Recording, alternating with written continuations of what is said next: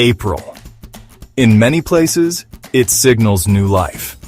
But in Africa's political history, April has been a battlefield for freedom, justice, and transformation.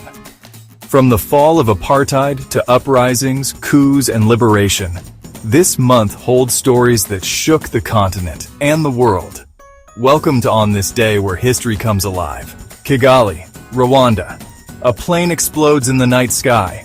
On board President Juvenal Habyarimana of Rwanda and President Cyprien Ntaryamira of Burundi. By morning, the streets ran red. What followed was one of the darkest chapters in African and world history.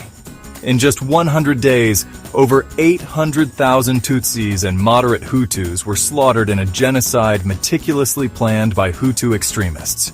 Neighbors turned on neighbors. Churches became slaughterhouses. The international community stood by, watching in silence. But from the ashes rose a new Rwanda, led by Paul Kagame and the Rwandan Patriotic Front, a country now known for its transformation, but never forgetting its trauma. April 6, 1994, when the world failed Rwanda. Every year since 2004, the world pauses on April 7th to remember the genocide that began the day before. It's not just about remembrance, it's a vow, never again. This day is also a political symbol, a call for responsible leadership, peace building, and vigilance against ethnic division in Africa and beyond. Apartheid South Africa, 1985. The resistance is growing louder. Youth uprisings, global sanctions, and internal rebellion are shaking the system.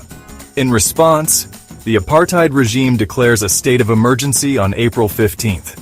The army is deployed. Activists are arrested without trial, but repression only fuels resistance. The United Democratic Front intensifies protests. The ANC's armed wing steps up attacks. International pressure grows. This emergency would mark the beginning of apartheid's slow death spiral, leading to Nelson Mandela's release in 1990 and democratic elections in 1994. Harare, Zimbabwe. Fireworks light up the sky. Indigenous drums echo through the capital.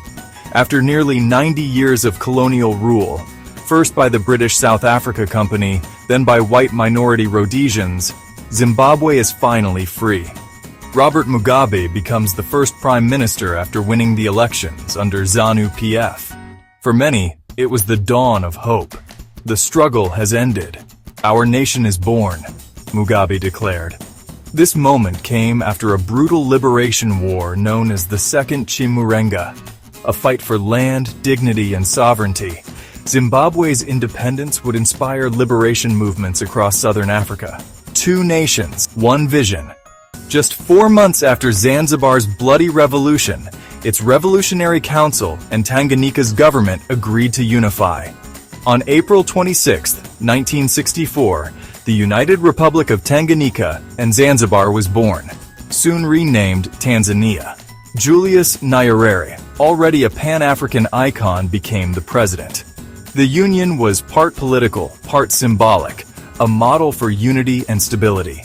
Though challenges remain to this day, Tanzania stands as a rare example of a peaceful, voluntary African union between two sovereign states. After losing the 2010 presidential election, Laurent Gbagbo refused to cede power to Alassane Ouattara. The country descended into a post-election civil war.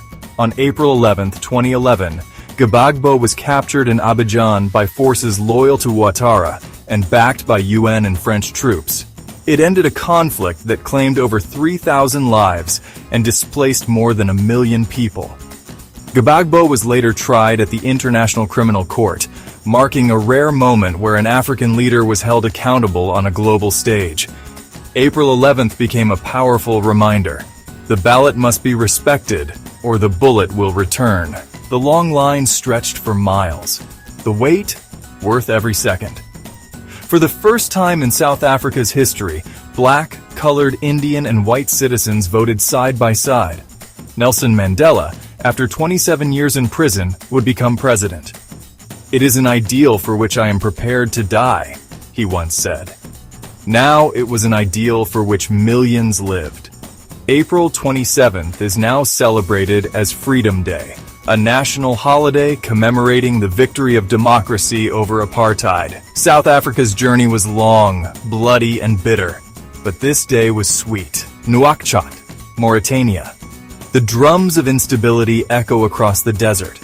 On April 3, 1979, Colonel Ahmed Ould Boussef and Colonel Mohammed Kauna Ould Haidala stage a bloodless coup, toppling the military junta that had overthrown Mauritania's first president just months earlier. Mauritania was caught in a web of internal unrest and the long shadow of the Western Sahara conflict, where the military's involvement had drained morale and resources. This coup marks the beginning of decades of military-dominated politics, coups, and counter-coups. Mauritania's April 3rd coup is often forgotten, but it set the tone for a volatile era in West African politics. Globally, April 22nd is known as Earth Day, but in Africa, environmental issues are political too. While the first Earth Day launched in the US, it found echoes across Africa, where environmental justice and political survival are often the same fight. In countries like Kenya, Nigeria, and Ethiopia, April 22nd grew into a platform for activists, politicians, and local communities to challenge foreign exploitation, protect indigenous land, and expose the political roots of deforestation and desertification.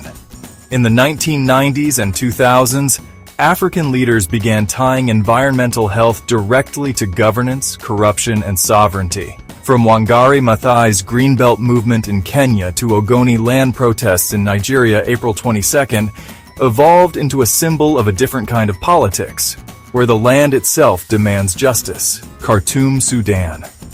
After 30 years of authoritarian rule, President Omar al-Bashir is forced out.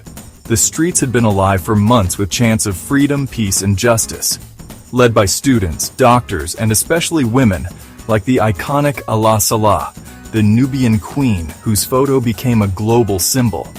Though Bashir was ousted earlier in the month, it was on April 30th that the Transitional Military Council bowed to civilian pressure and agreed to negotiations with opposition groups. This moment was more than a resignation. It was a reclamation of Sudanese dignity, a powerful rebuke of military rule, and the beginning of a fragile but courageous march towards civilian democracy. From tyranny to transition, Sudan's April was a testament to people power. From genocide to freedom, unity to uprising, April has always tested Africa's resilience. And time and again, Africa rises. These stories aren't just history, they're memory, identity, and the heartbeat of a continent on the move. This is On This Day, where Africa's history lives. Don't forget to like, subscribe, and share, because the past has something to say.